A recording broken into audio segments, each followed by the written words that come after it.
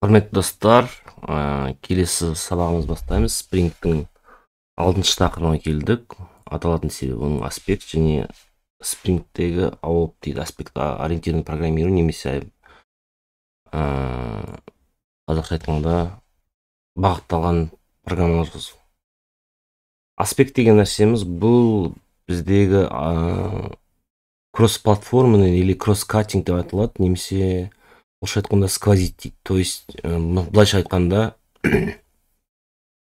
сіздің жазылған кодтарыңызға кейбір логикалық заттарды қосу және жазылған кодыңызға, методыңызге ешқандай өзгеріс жасамай басқа класс құру арқылы сонымен кросс кесу дейді, соның арасынан өтіп кетуді кесіп, сонда сіздің жазылған кодыңыз өзгермей басқа қосымша класс жазып, сол класстың ішінен керекті қай методке қосу кереккен қосылады да, сол себепті логтар қосылады. Сонда сіздің негізгі бизнес логикаңыз өзгермей, мысалға айтқанда транзакция немесе логирование деп аталады, қауіпсіздік, кэширование сияқты нәрселерді қосып жібересіз да, бірақ сіздің негізгі логикаңыз ешқандай өзгермейді, қалай кодыңыз жазылды солай тұра береді. Сол үшін көмектеседі. Бұл және оны бөлек өңдеу арқылы код тазалығын сақтауға неғылады. Мысал былай қарағанда қайта бір нәрсені жасамау үшін орнына қазір көрсетемін сіздерге.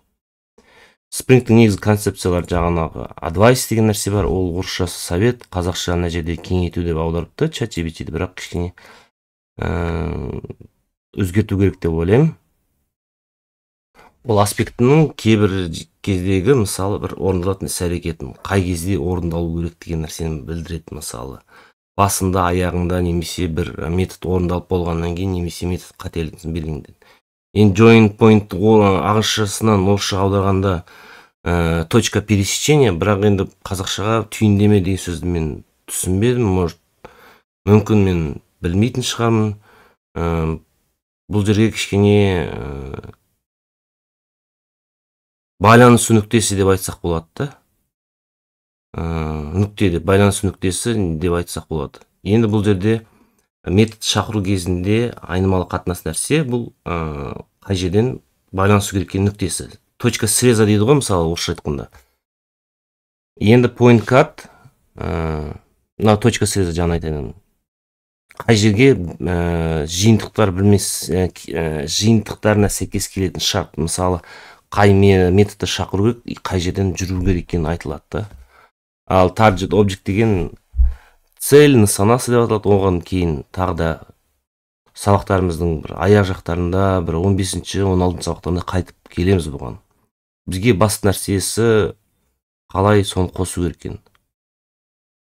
Аспект деген жаңа айтқандай, бизнес логика немесе функционалдық емес қасиеттердің мысалы бөлек-бөлек шығарып, соны қосу, біріктіретін модульдік бірлік деп аталады. Жағанағы советтің қазақша қалай аударсам болады екен білмедім. Қалай істеу керек деген сияқты нәрсенің іс-әрекеттің қалай жүру керек екен, қай кезде жүру керек екені айтылады. Когда деп аталады, қай кезде. Бір нүктесінде жаңағы шақырылмас бұрын, before немесе кейін, after деген нәрселер бар, мынандай аннотациялар, around немесе екі жақтан басынан аяғынан совет жұмыс істеу. Join point жаңағы нүкте дедік, point cut соның шарттарын топтамасы орындалуға керек, қандай advice орындалу керек екенін мысалға ақыл кеңестің. Introduction мен aspect инстансын қайтып келеміз оған.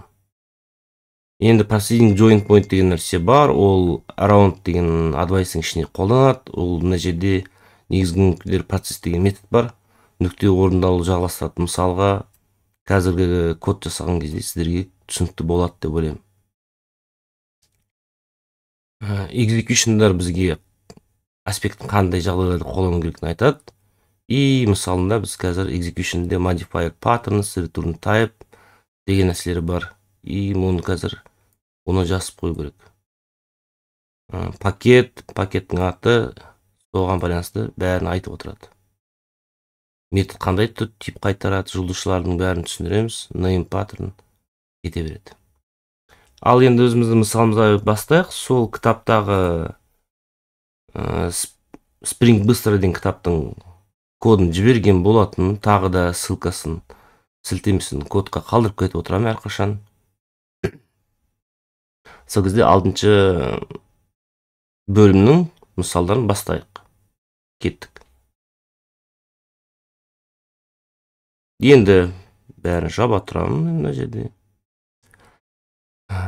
Моделіміз бар біздің қазіргі комментарийдің авторы және текст. Және оның getter, setter методтері бар. И автордың атын орнату, автордың атын алу, и текстін алу, мәтінін алу. Одан кейін бізге енді коммент сервисте біз мәтіндерді жібереміз. Мүмкіншілік мына көңіл аудармай тұрмыз. Енді бізде publish метод, коммент деген метод бар. Бізде мына жерде бір логикалық бір есептеулер бар деп айтайық. Енді сіздерге логирование қосу керек болса, мысалы, мына жерде мысалы ретінде жай ғана қосып қойған, сіздерге көрсету үшін.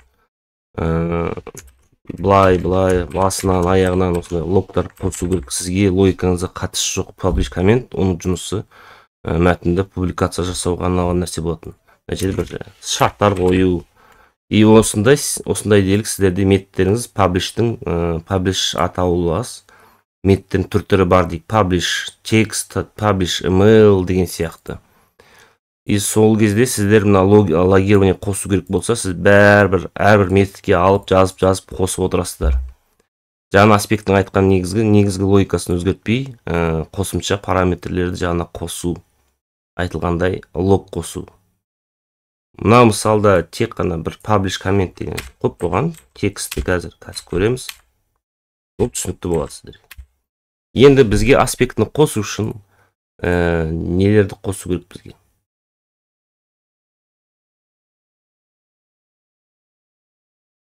Аспектті қосу үшін бізге Spring Framework'тың Spring аспектісін қосу керек. Одан кейін енді біз Project Config-тің ішінде осы уақытқа дейін Configuration, Component Scan деп сервисті сканировать ететін болатын. Енді ол бәрі дұрыс. Енді бізге жаңа аннотация қосылды. Ол enable aspect G after proxy деп контекстінде тұрады. Сонда aspect G-дің проксиін қосты деген сөз. Енді оның аспектісін істеу үшін, оның жаңа логин аспекттің мына жердегі жаңа бинін құруымыз керекпіз. Бізге аспект қосылған кезде ол автомат түрде бин құрылмайды бізге. Сол себепті біз осы жерге өзіміз бинді Spring-ке тіркеуіміз керекпіз. Енді өзіміз жеке аспектке байланысты класс жазамыз. Логин аспект деп аталатын.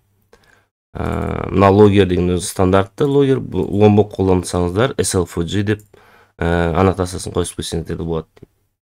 Мына өзіміздің бұрынғы логерлер. Утилдің бұрынғы Java-дағы логерлер. Енді around деген нәрсе жағын айтқандай совет. Бұл совет қай кезде орындалады деген сөз.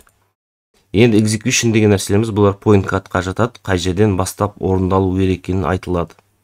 Енді біздің execution'да жаңа public деп тұр, return type, мына жерге мысалы звездочканы тағы да жұлдызшаны қойсақ, ол кез келген мәнін біледі.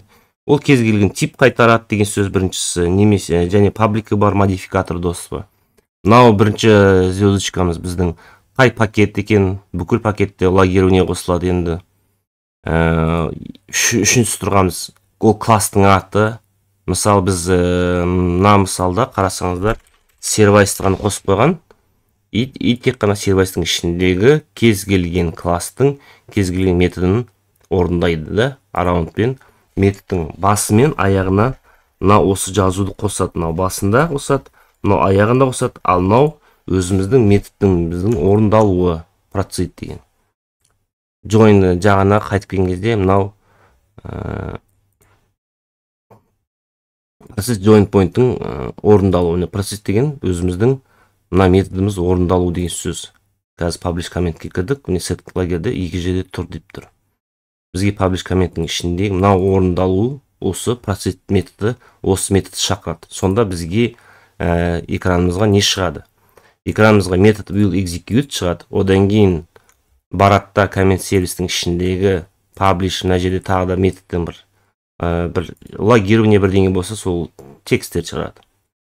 Енді logger infoға publish comment, comment get text, қандай текст жіберілгеніне байланысты не алады. Енді қарасаңыздар, мынау екі не тұр ғой нәрсе. Бұл айтылып тұр, екі нүкте, ол кез келген аргументі бар деп. Сонда біздің процестің ішінде коммент бар бізде. Мынаны білдіріп тұр. Мынаны білдіріп тұр екі нүктеден. Сонда соның ішіндегі объектін алып, соның ішіндегі текстін аламыз. Енді бізге main'да белгілі болады қазір. Main'ды қарасаңыздар, комменттің аты, тексттің аты demo comment деп аталады, publish комментке жіберіледі. Біздің сервисіміз, коммент сервис. Ол мына жаққа кетеді. Бірақ оны шақырған кезде, мынау істеместен бұрын біздің жаңа аспектіміз перехват жасап алады да, around совет арқылы оның алдына метод will execute деп шығарады, и метод execute деп шығарады, и мына жердегі жаңағы артқа айтамыз да, publish comment, қандай коммент бердік, demo comment деген нәрсе шығады. Соны тексерейік.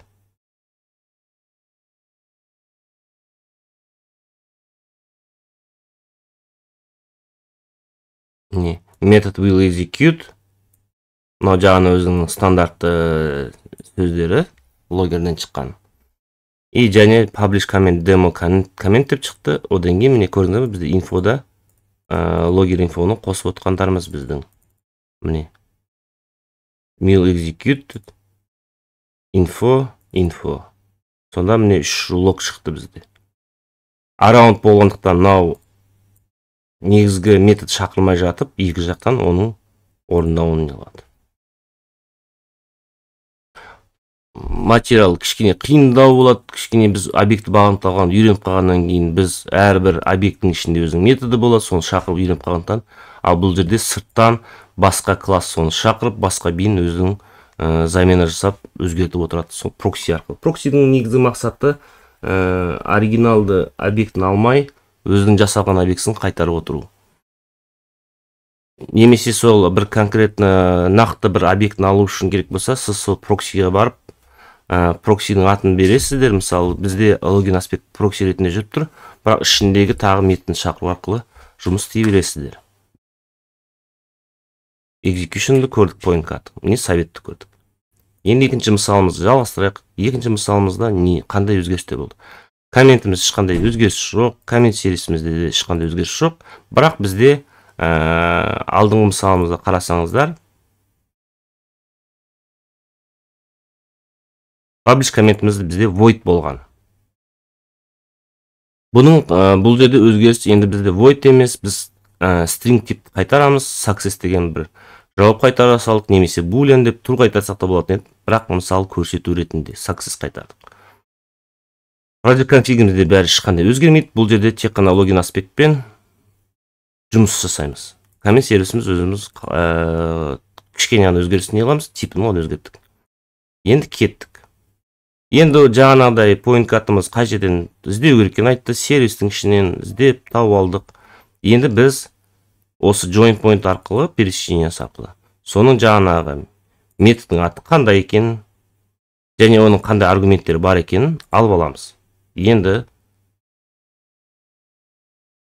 методтың аты publish comment деп аталады.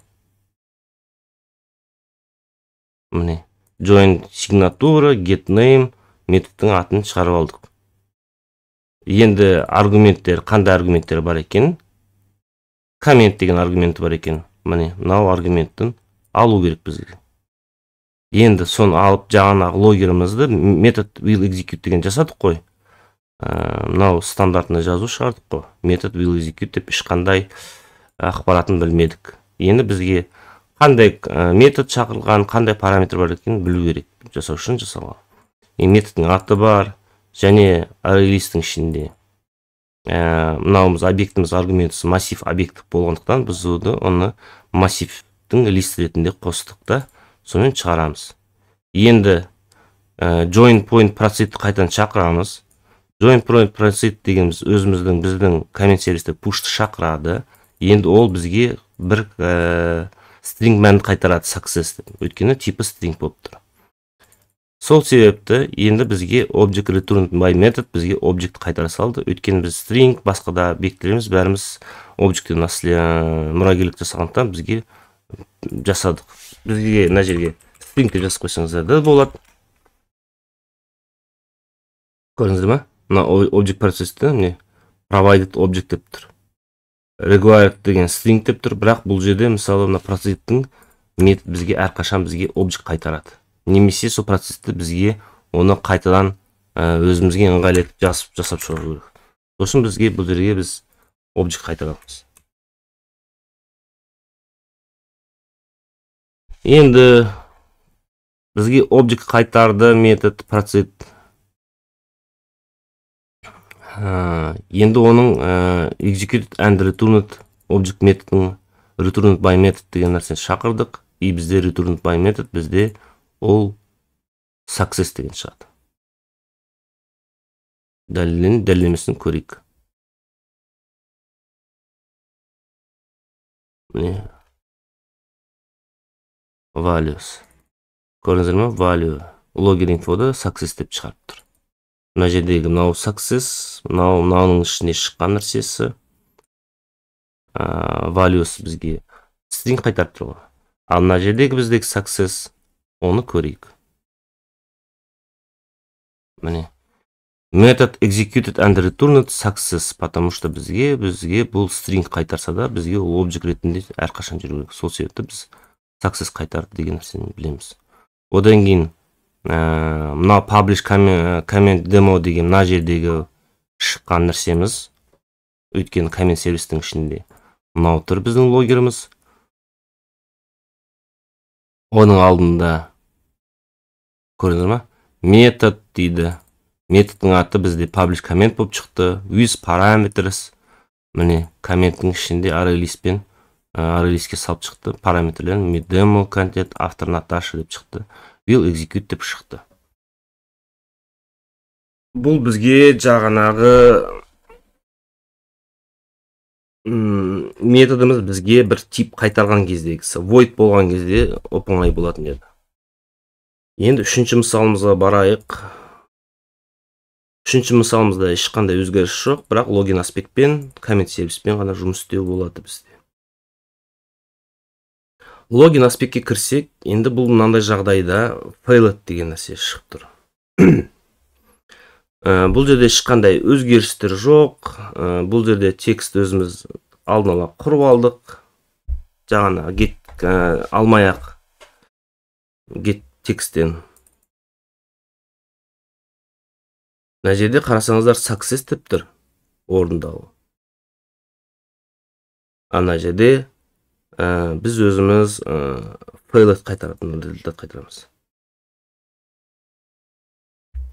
Біреу success, біреу не.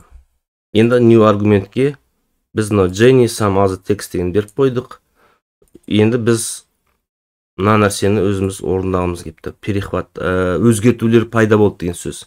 Мысалы, мына жерде бізге мына комментке қарасаңыздар, main'ның ішінде demo Наташа деп келеді. Бірақ қазір результат көрейік. Сонда бұл замена жасап жеді деген сөзді. Оригиналды нәрсенің орнын өзгертіп жеді. Міне.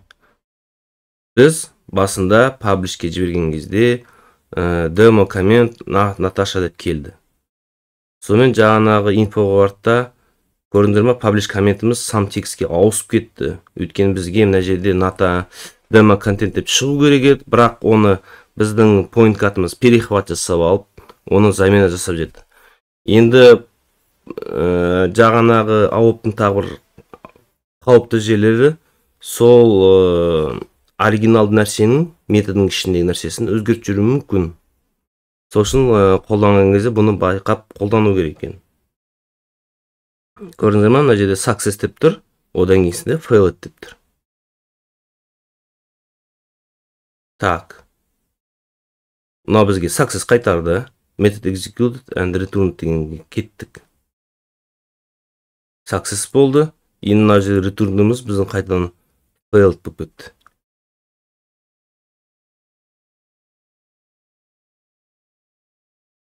Енді инфоға шыққан кезде қайтадан оның перехват жасап, мына жердегісі шақырғанның кезіміздегісі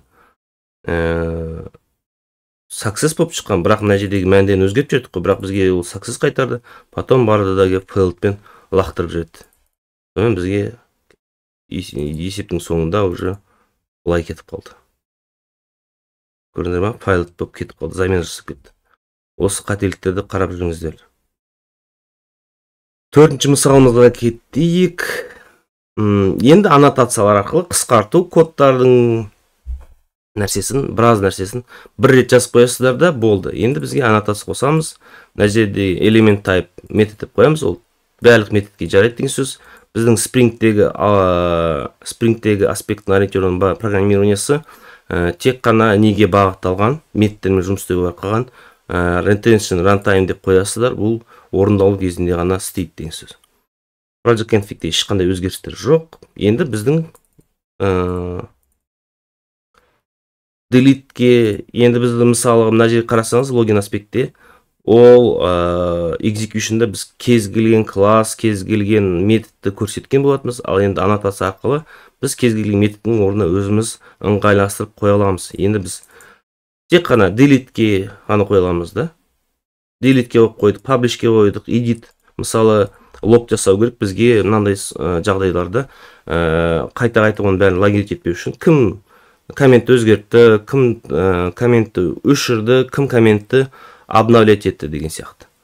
Сол кезде қадағалап отырмыз. Енді біз мына жерде Java-да көрсеңіз, көрінеді navigate to op advice деп шығып тұрады сіздерде. Мына bin деген нәрсені біледі, жасыл горошек. И сонда мына m-ны көрсеңіздер, қызыл кері қайтып тұр. Ол мына жаққа барады деген сөз. Жаңағыдай методтың аты, оның қандай аргументтері бар екен, және ол орындалуы болады сол методтың. И және сол қайтқан результатын қайтадан шығарып береді. Мысалы қарасаңыздар, сіздерде delete комменттің ол void қайтарады екен. Сол void'ын көре саламыз. Сонда жаңағы publish, edit, мына жерде ешқандай лагеріне жоқ. Мына кезде ғана бізде AOP ста болады да, сонымен орындайды.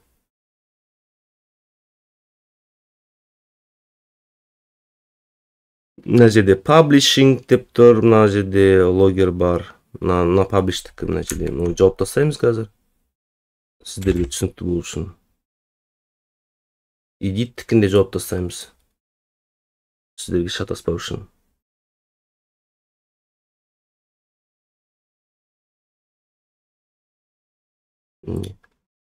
Тек қана delete-ке ғана қалдырып қойдым логерлерін.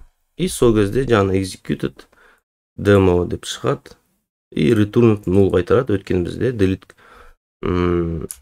комментіміз бізде void болғандықтан. И return методтың ешқандай не қылмайды, қайтармайды. И на процесстің ішінде жаңағы алатта, push-тың ішіндегі deleting comment деген мынау жазу шықты. Одан кейін барып метод executed and return. То сонда обертка басында before и after'дың қосындысы around болады. Айналасында деген сөзді білдіреді. Так, бесінші мысалына келейік. Бесінші мысалында жаңағы біз көргендеріміз автор болған, автордың несін істедік. Автор дедім ол return кезіндегі істегенбіз. Мысалы бізге ол тип қайтарған кезде string деген сияқты. Ал енді бізге мынандай не бар, совет бар, after returning деген нәрсе бар. Ол after returning орындалып болғаннан кейін, метод орындалып болғаннан кейін істелетін іс-әрекет. Return value деп өзіңіз кез келген ат бере бересіз, соған байланысты кете береді. И сол жаңа объект ретінде қайтқан нәрсені қайтарасыздар. Ол сіздерге success деп қайтарды. Енді toolog деп аннотация арқылы тек қана publish-кемен жұмыс істей бастадық. Ол бізде success болғандықтан міне success-тың несін қайтарады. Mainға кіреміз.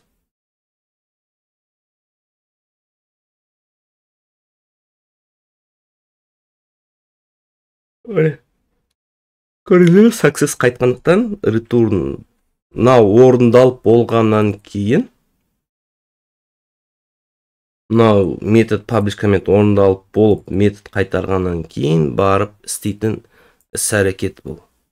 after returning деген сөз. Сонда method executed and returned success. Сонда біздің жаңа publish comment дегеніміз step, ол бізге бір типін қайтарғаннан кейін барып істейтін әрекет. Сонда мысалы сіздерге мынандай болуы мүмкін да, мысалы коммент қосылып болғаннан кейін логқа қосуға болады да. Все, коммент қосылды, публикация жүрді, енді арғай бір іс-әрекеттер. Немесе ол жаңағы публикация жүргеннен кейін push уведомлениені арғай жіберу, немесе жақсы болғандықтан оны клиентке немесе өзіміздің базамызға сақтап қою, что сақталынды. Бұл after returning-кі. Енді 6-ға келейік. 6-да мынандай оқиға болады. Сіздерде енді аспектінің екі түрін жасап қойдыңыздар. Біреу логировать ететін аспект, біреу қауіпсіздік аспект. Бәрі тулок пен аннотациямен жұмыс істей береді. Сонда бәріне жалпылай не тулок. Мына жерде intercepted деп тұр. Calling interceptor, екеуінде де бірдей болып тұр. Security и login аспект деп жасап қойдық. Login аспект и мына жерде security деп. Енді біз программамызды орындалған кезде қандай нәрсе болуы мүмкін?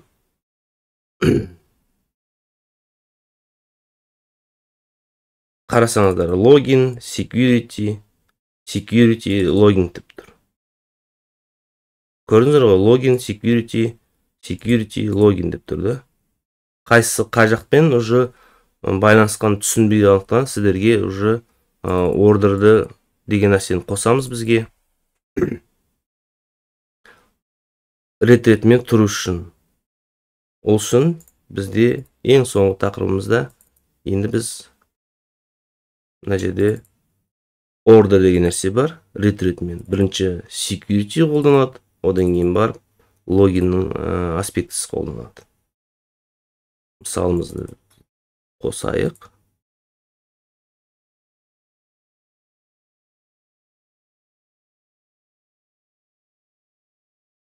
Не көріңіздер ғой? Логин аспект, security мен логин, security мен security. Ретретмен уже жүріп отыр.